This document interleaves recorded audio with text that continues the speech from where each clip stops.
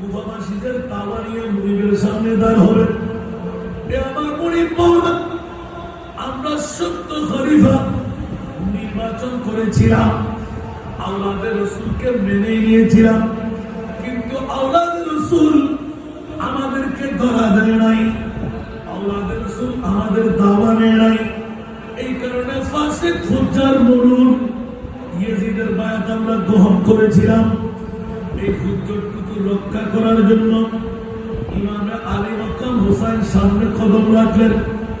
আবার যখন এক এক করে মুখবেরা খবর মিলতে লাগলো, যেতে যেতে যেতে কারবালার জমিনও যখন পৌঁছে গেলেন, সরকারা নিতে গিয়ে এক নয় দুই নয় তিনটে দিন একই মকামের মধ্যে রয়ে গেলেন। জোরে বলুন সুবহানাল্লাহ।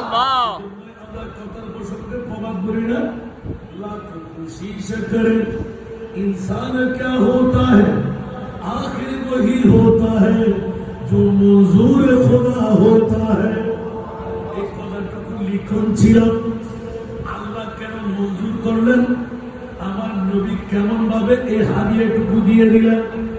ইমামে হুসাইনের কাছে প্রশ্নদার হয়ে যায়, আপনি ছোট্ট ছিলেন না, 56 বছর কিছু অধিকার আপনার বয়স, কেন আপনি 22,000 সৈনিকের তরবারি নেজার বললাম তীর পদাতিক বাহিনী হস্তি বাহিনী এই যোদ্ধাদেরকে দেখাশোনার পরও আপনি কদম বাড়াইলেন কেন?